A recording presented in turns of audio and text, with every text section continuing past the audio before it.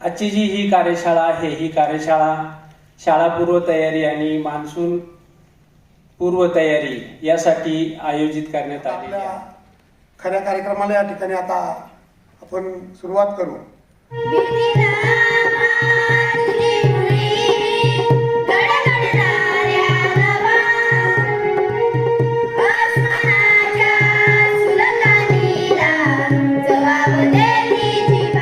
Login आपण करायचं आहे युडायसमध्ये. युडायसला आपल्याला 3 टॅबवरती काम करावं लागणार आहे.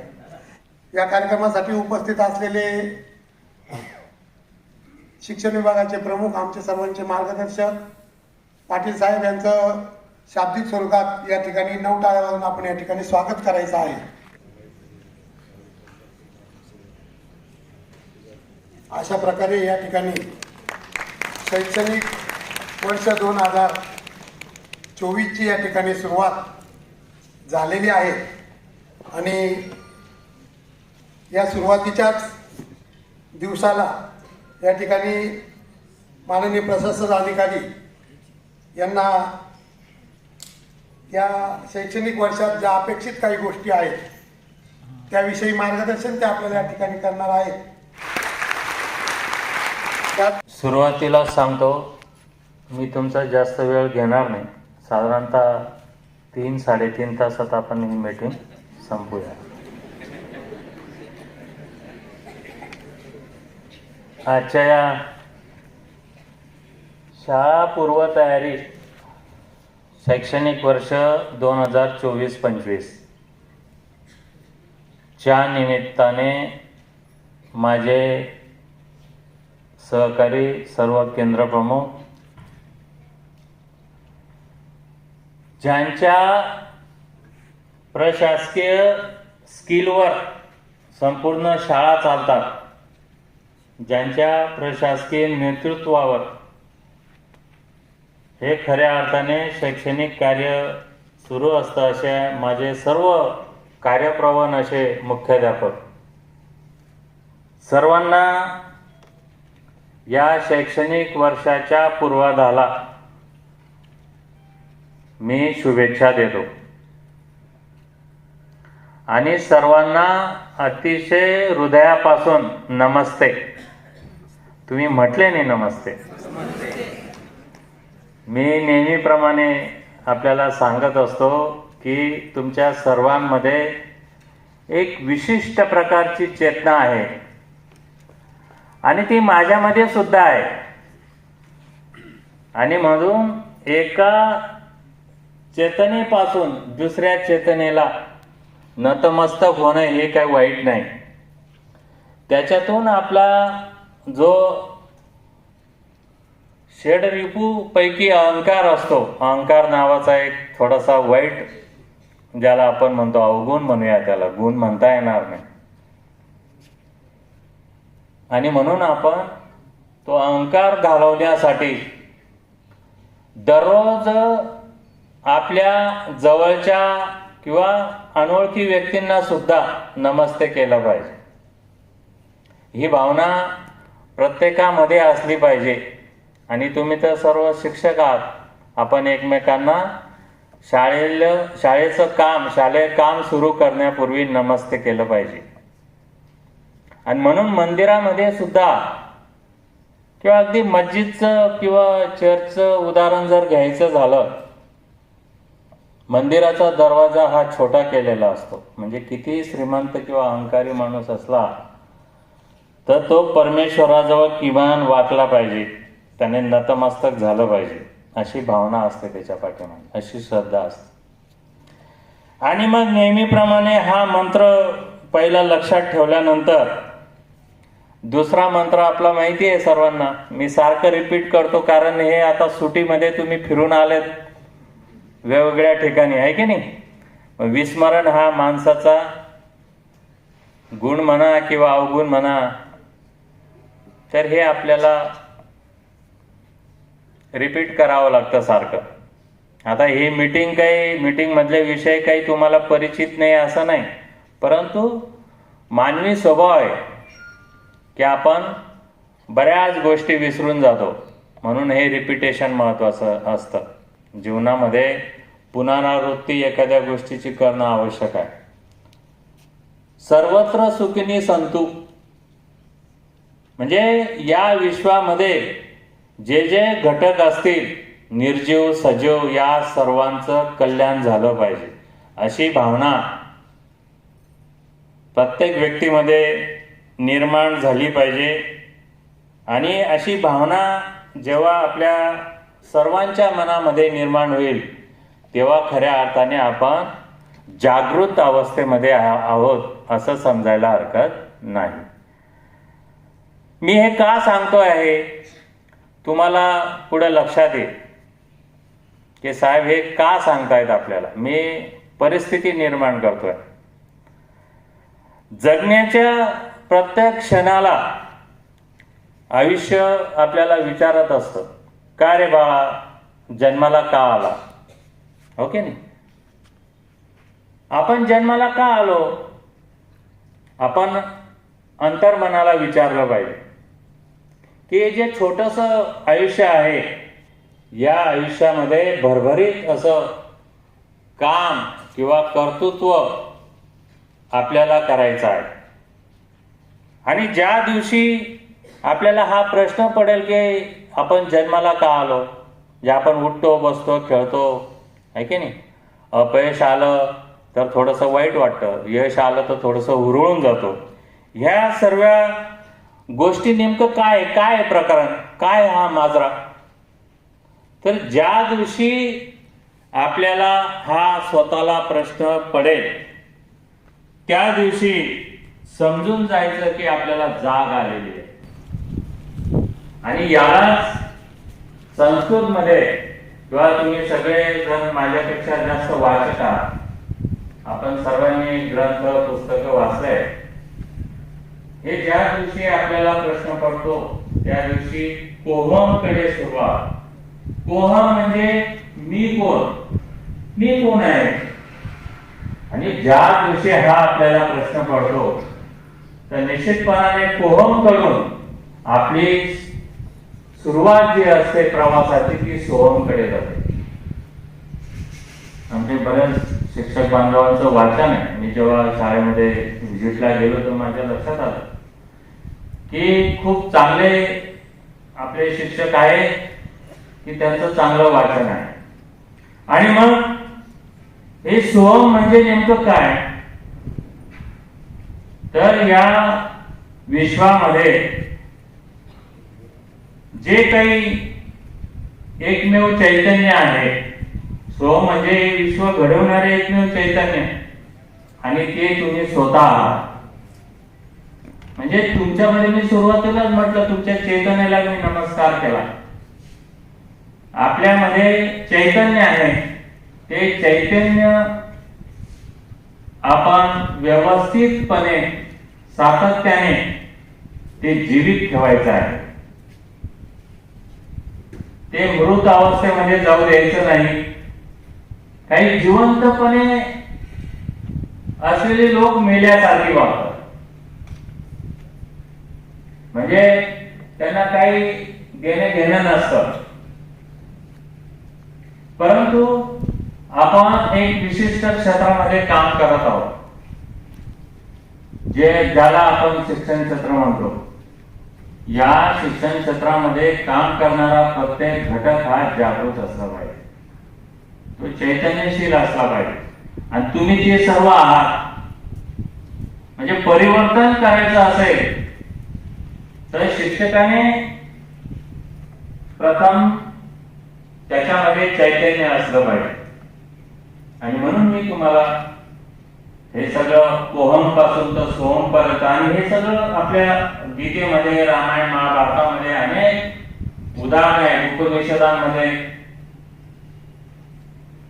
किंवा आताच्या आधुनिक युगामध्ये जे लेखक आहेत त्यांच्या पुस्तकातून सुद्धा. आता काल मी आमचे सहकारी होते सोबत, एक कोणीतरी व्यक्ती शैक्षणिक संस्थेचं आता मला नाव आठवणार नाही, 2-3 पुस्तकं देऊन गेलं.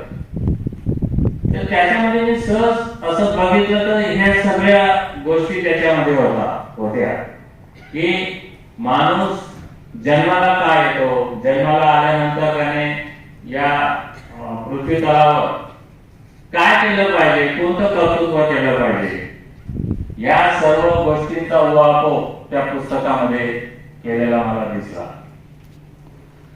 म्हणजे सांगायचा मुद्दा काय की आपण हे सर्व काम करत असताना जागृत अवस्था अतिशय महत्वाची आहे. आणि या कार्यासाठी तुम्हा सर्वांना मी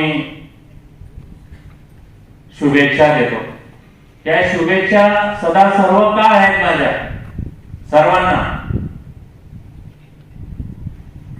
प्रथमतः तुमचं मनापासून मी कौतुक करतो की दप्तर मुक्त जो शनिवार आहे तो अतिशय 100% तुम्ही यशस्वी करून दाखवला. पण आपण केलेल्या कार्यकर्तृत्वाचे आपण उत्साह दाखवला पाहिजे. दुसरं 7 ते 9 टीव्ही आणि मोबाईल बंदच आणि प्रत्यक्ष शिक्षक सुद्धा अध्यापन करत असताना त्यांनी मोबाईल मुख्याध्यापकांच्या कस्टडीमध्ये दिला, हे सुद्धा माझं निरीक्षण आहे. त्याबद्दल सुद्धा तुमचं अभिनंदन.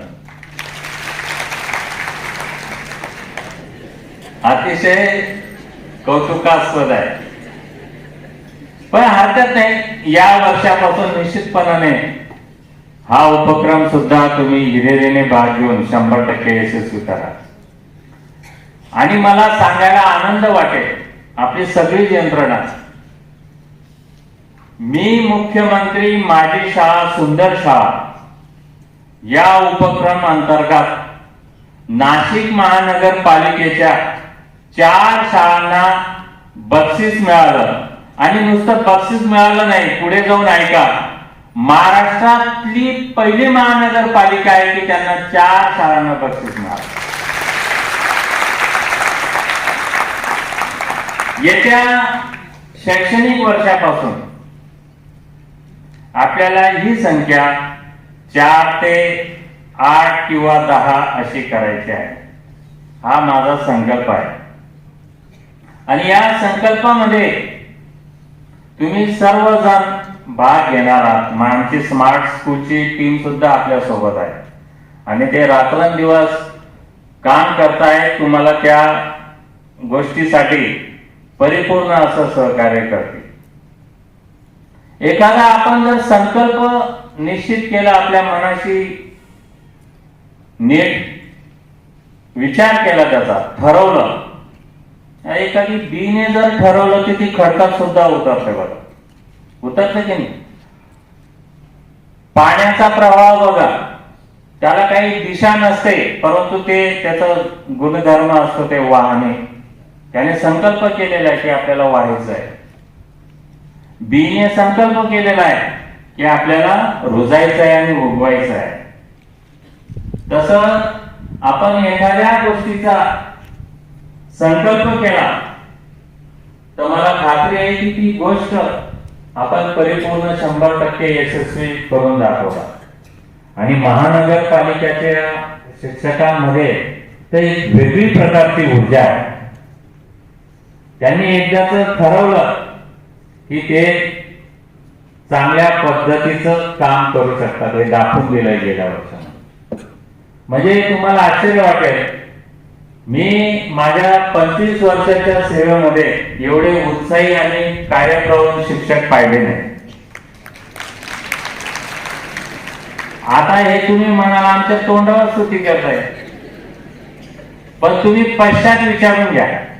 माझ्या पश्चात मी आमच्या जे काही पदाधिकारी असतील, आमचे काही मित्र कंपनी असेल, शिक्षणाधिकारी वगैरे पदाचे किंवा खालचे मित्र पण माझे जे पदावर नाही, अशा व्यक्तींना महानगरपालिकेच्या शिक्षकांचं मी तोंड भरून कौतुक केलेलं आहे.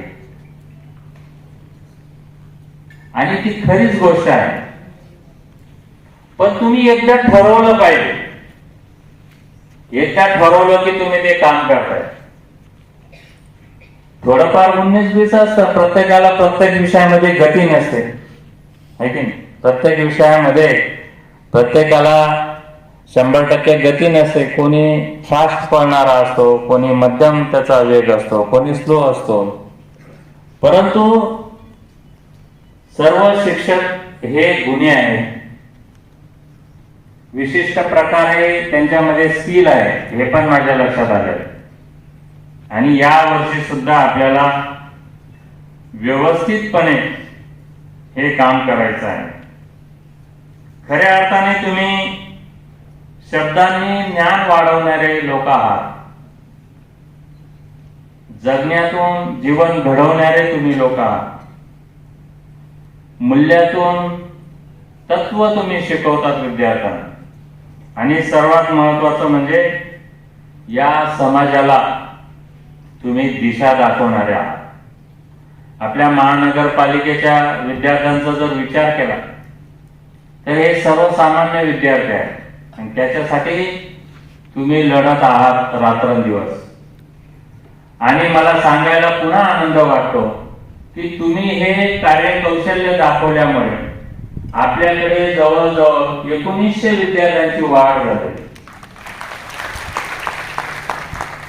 ही वाढ म्हणजे चांगल्या प्रकारची असली तरी येत्या काळामध्ये एक उत्कृष्ट पद्धतीने पट, ज्याला आपण शालेय प्रवाहामध्ये विद्यार्थी म्हणतो, असे विद्यार्थी आपल्या महानगरपालिकेच्या शाळांमध्ये प्रवेशित होतील. मला बरेच जण या शाळेमध्ये ऍडमिशन घेऊन द्या साहेब, त्या शाळेमध्ये ऍडमिशन घेऊन द्या साहेब, अशी शिफारस करावी लागते आम्हाला. मग ते समोरची शाळा, काही शाळा आहेत का? परंतु माझा प्रयत्न असा असतो, मी थोडस पालकांकडे दृष्टिक्षेप टाकतो की कोणत्या रेंजमध्ये आहे की नाही. 5-10 मिनिटं त्याच्याशी चर्चा करतो. आणि महानगरपालिकेची शाळा कोणत्या विषयात मागे आहे हे त्यालाच प्रश्न विचारतो. कुठल्या विषयात मागे आहे बाबा? इथं शिक्षकांची काही कमतरता आहे का? इथं काही बौद्धिक साधन संपत्तीची काही कमतरता आहे का? इथं काही शिकवणं जे आहे, ज्याला अध्यापन म्हणतो आपण, त्याच्यामध्ये काही कमतरता आहे का? असे प्रश्नांचं त्यालाच प्रश्न विचारतो. आणि असे काही पालक आहेत, हे पालकांचं जो कल आहे तो कल आपल्या महानगरपालिकेकडे कसा वळेल यासाठी मी सुद्धा सातत्याने प्रयत्न करत आहे.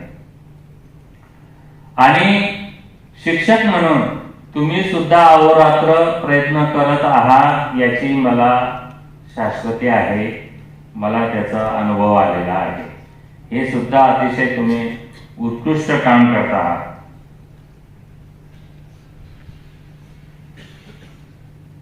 आपला जो महत्वाचा विषय आहे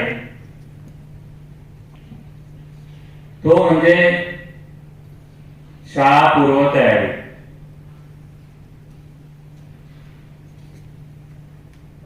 शाळा पूर्वतयारीमध्ये आपण सर्व शिक्षकांनी येत्या 15 तारखेला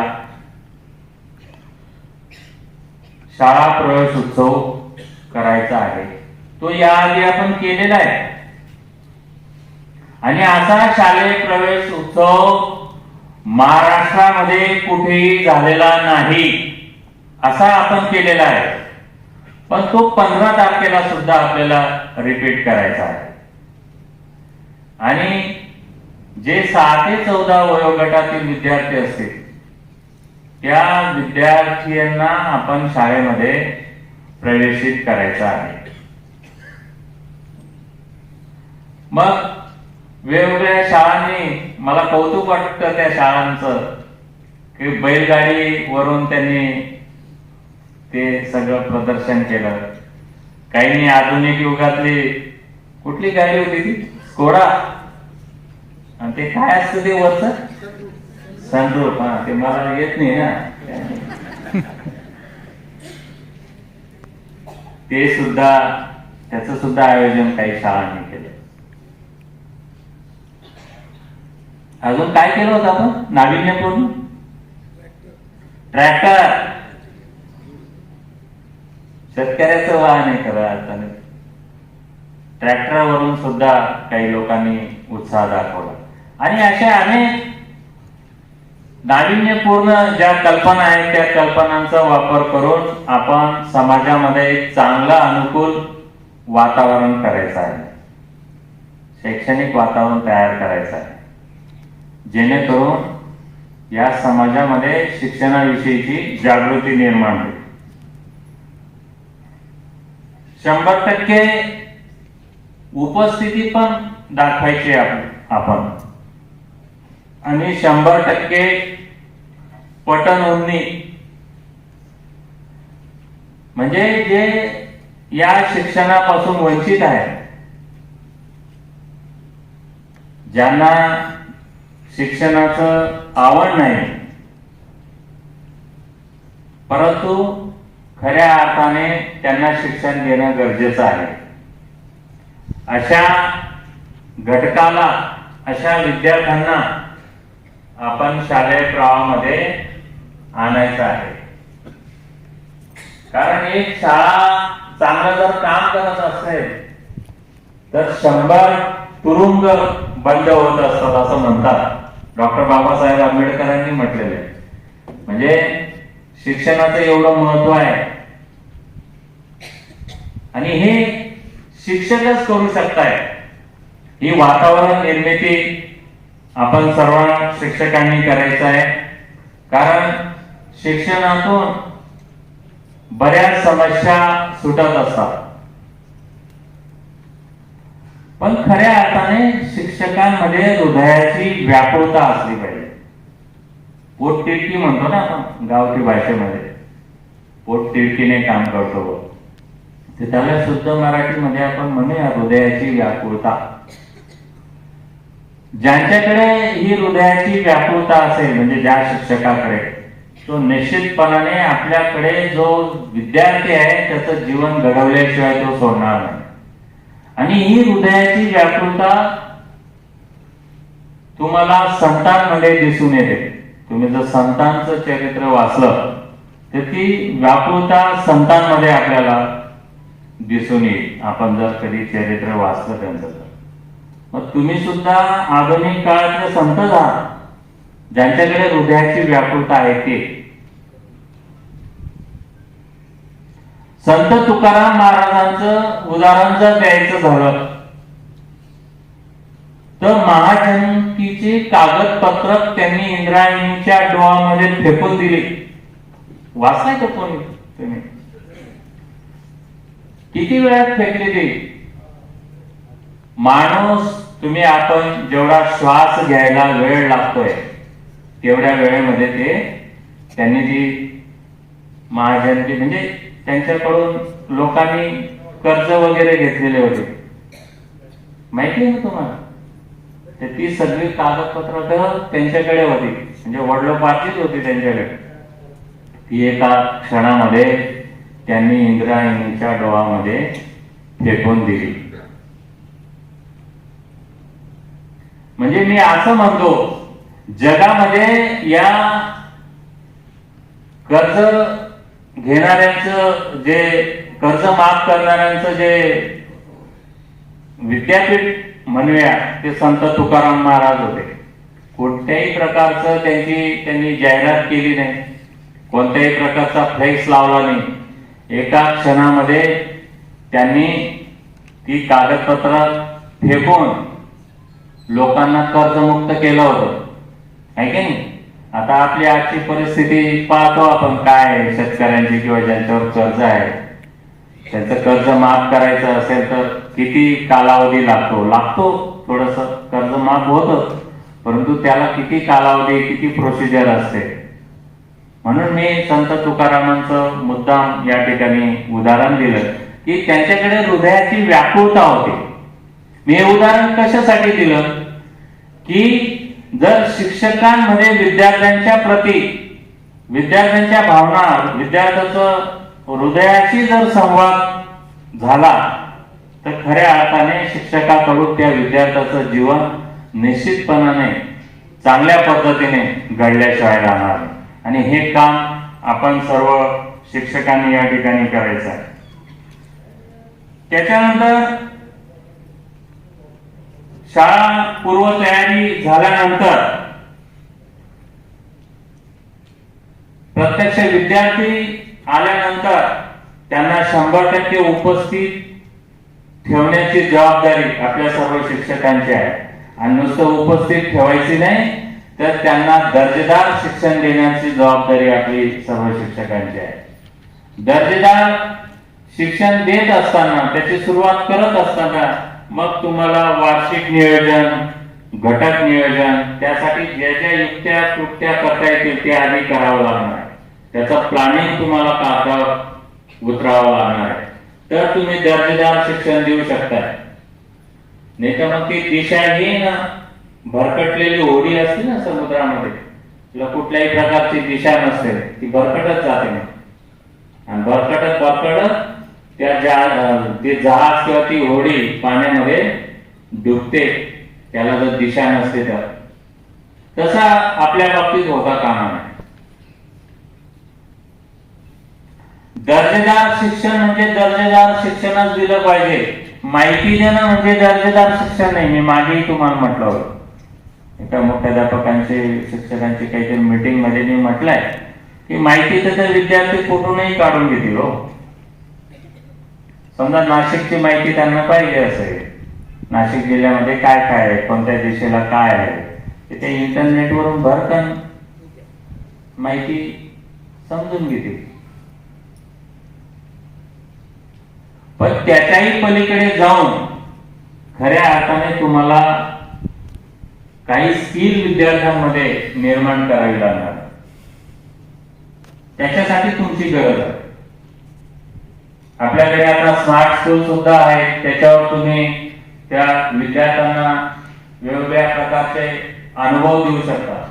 पण तुमचे अध्ययन अनुभव एवढे दर्जेदार असले पाहिजे की विद्यार्थ्याला जीवनामध्ये कुठल्याही प्रकारची अडचण येता कामा नये. आणि एखादी अडचण येत असेल, त्या अडचणीचा सामना कसा करायचा, त्याला कसं सामोरं जायचं, यासाठी तुमची शिक्षकांची गरज आहे, तुमच्या अध्ययन अनुभवांची गरज आहे, तुमच्या अध्ययन प्रसंगांची गरज आहे. आणि मग असे अध्ययन अनुभव, अध्ययन प्रसंग किंवा शिक्षकांनी काय कृती करावी, विद्यार्थी तेव्हा काय कृती करतील, त्याच्यातून नेमकं काय निष्पन्न होईल, या सर्व गोष्टींचं आधीच नियोजन तुम्हाला करायचं आहे. आणि ते वार्षिक नियोजन मला ते रेडीमेड चालणार नाही. ते तुम्ही ते तक्त्यावर, तक्ता असतो ना, ते विकत मिळतं काही, तुम्हाला ते माहीत पण नसतं. खरं बऱ्याच शिक्षकांनी ते बघितलेलंही नसतं. पण ते बघावं, ते कागदावर उतरावं. म्हणजे ते तुम्ही खोलीमध्ये, तुमच्या वर्ग खोलीमध्ये लावून ठेवा, परंतु एकदा तुम्ही कागदावर ते उतरवलं तर तुमच्या हाताखालून गेल्यानंतर ते स्मरण राहतं, चिरकाल असतं, असं शास्त्रज्ञ सांगतात. आता मला जर तुमच्या पुढे काही बोलायचं असेल तर मी सुद्धा टिपण काढतो. टिपण काढल्यामुळे तुमच्या पुढे बोलता येतं, नाही तर काय खरं एवढी संख्येपुढे बोलणं म्हणजे. हे तुम्ही प्रयोग करून पहा. मी हे का सांगतोय तुम्हाला, हे मी प्रॅक्टिकल बोलतोय. याच्यातून सर्व प्रक्रियेतून मी गेलो आहे. मी असं नाही मी काहीच केलं नाही तुम्हाला सांगतोय असं करा. हे सगळं प्रॅक्टिकल माझं ते जगून झालेलं आहे. प्रत्येक शिक्षकाने जे जे घटक आहे त्या घटकाचं प्लॅनिंग केलं पाहिजे. कुठला घटक आपल्याला विद्यार्थ्यांना शिकवायचा आहे, मग त्याला 15 दिवस लागेल, महिना लागेल त्या घटकाला. काही काही घटक असे असतील की ते 8 दिवसात संपतील. पण त्याचं एक कागदावर प्री प्लॅनिंग पाहिजे. कागदावर प्लॅन असतं की त्याची कार्यवाही 100% यशस्वी होते. बघा, हा माझा अनुभव आहे. मी तुम्हाला अनेक दैनंदिन व्यवहारातील उदाहरणं पण सांगितलेले. त्याच्याने माणूस निर्धास्त राहतो की आपलं प्लॅनिंग झालेलं आहे, आपल्या डोक्यामध्ये असतं ते बरोबर आपल्याला हे करायचं आहे. आणि पाठ नियोजन याचा बऱ्याच शिक्षकांना कंटाळा येतो. आता मी दररोज सकाळी उठल्यापासून रात्री झोपेपर्यंत दिवसभरात काय काय गोष्टी झाल्या त्या कागदावर लिहून ठेवतो. काय झालं भाऊ, कुठल्या मीटिंगला गेलो, कुठल्या कलेक्टर ऑफिसला गेलो का, कमिशनर कार्यालयात गेलो का, डेप्युटी डायरेक्टरकडे गेलो का, काय झाला तिथं विषय. म्हणजे एकदा ते आपलं कागदावर आलं की मग त्याची कार्यवाही आपल्याला स्पीडली करता येते. आणि ते जर नसेल तर मग काही तुम्हाला करता येत नाही. लक्षात घ्या. छोटस अगदी मी असं म्हणणार नाही तुम्हाला की हे असंच नमुन्यात पाहिजे, त्या बाबतीत मी शिथिलता देतो तुम्हाला, त्या ठिकाणी स्वातंत्र्य देत आहे. पण ते असलं पाहिजे की मला 7वीच्या वर्गावर आज 12 जून रोजी 11 ते 12 किंवा जी तुमची वेळ असेल त्या 1 तासाच्या पिरियडमध्ये